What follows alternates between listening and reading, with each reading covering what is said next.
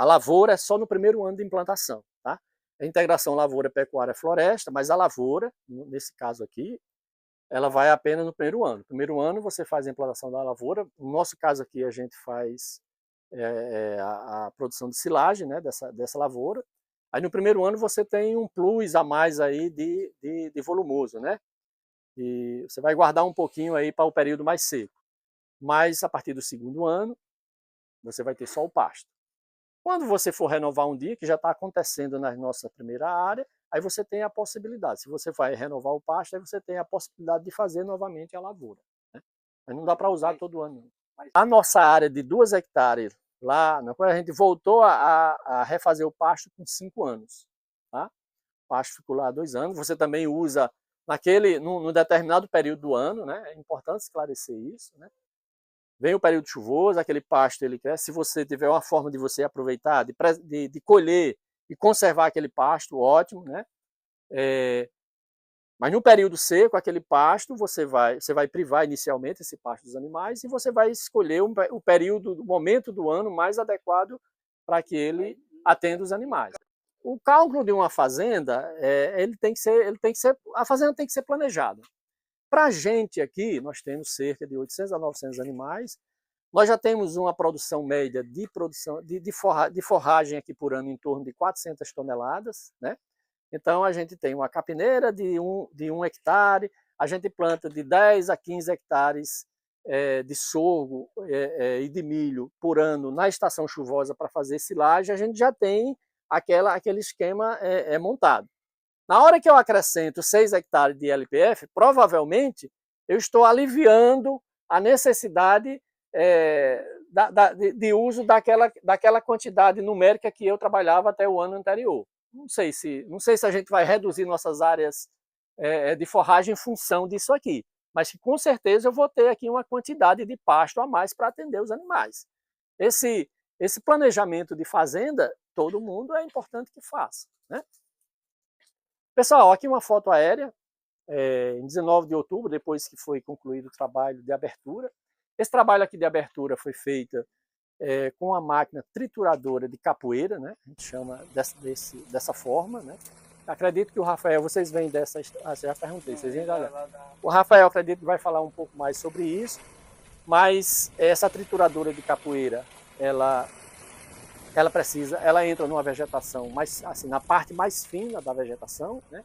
E aqui foi complementado a retirada das árvores maiores com outro equipamento. A trituradora de capoeira não sai fazendo a limpeza geral, não. E é claro que precisa ficar aquelas espécies preservadas, como ficou aí a Ingurã, né? Então aqui 19 de outubro, 6 de maio, da mesma forma que eu apresentei o quadro lá, com os indicativos de implantação dessas 4 faixas, nós temos uma área de 0,7 hectares aqui, próximo ao açude, né, após essa estrutura. Essa área foi de Tamane com milheto. O espaçamento aqui do Tamane e milheto, que foram plantados juntos na mesma linha, foi de 0,8 hectare, né? Aqui foi 5.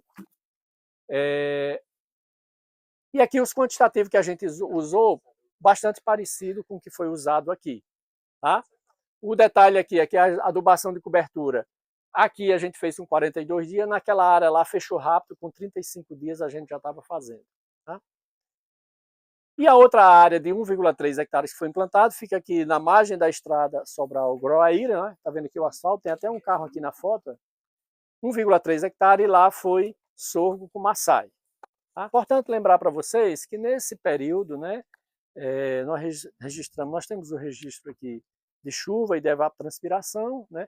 Janeiro 59 hectares, fevereiro 255, março 267, abril 307 e bem distribuído, né?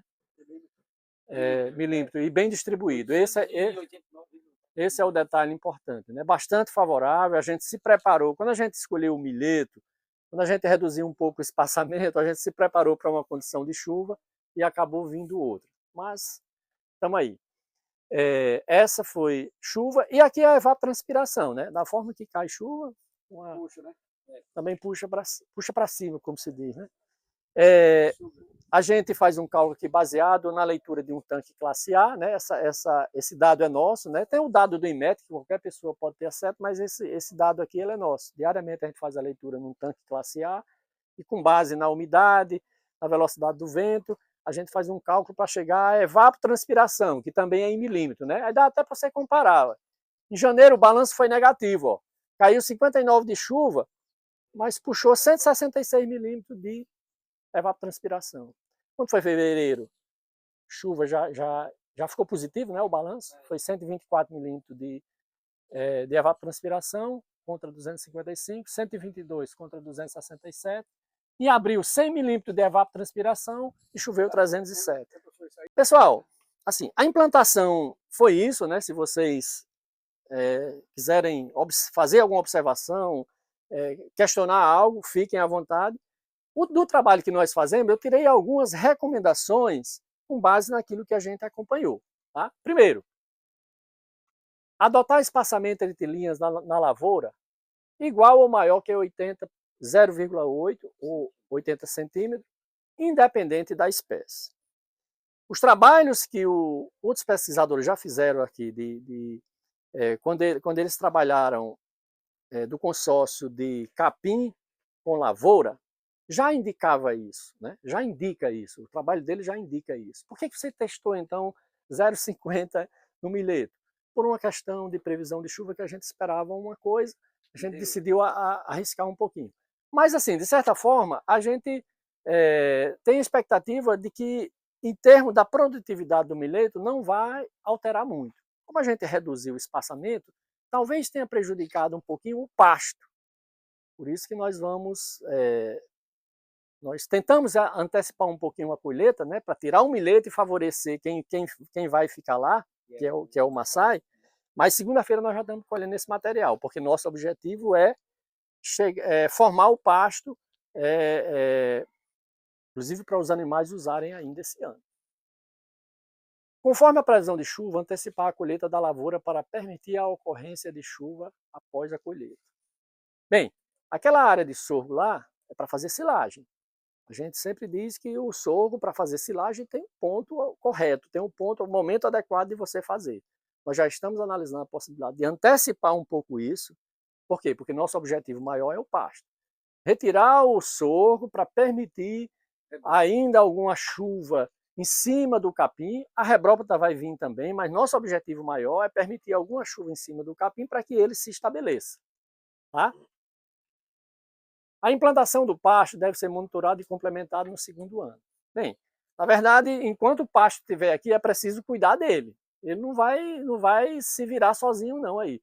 Mas no segundo ano é muito importante porque aquilo que você teve de problema no primeiro ano na implantação, no segundo ano você tem uma chance maior de fazer ainda algum ajuste. Aliás, no primeiro ano, após você tirar a lavoura, se tiver algo que possa ser feito, você já pode fazer. Claro que aí quando a gente colher aqui o milheto e o sorgo, talvez a chuva não vai estar tão favorável mais, porém é importante que, se eu quero estabelecer o pasto, é importante que eu olhe mais para o pasto nesse momento.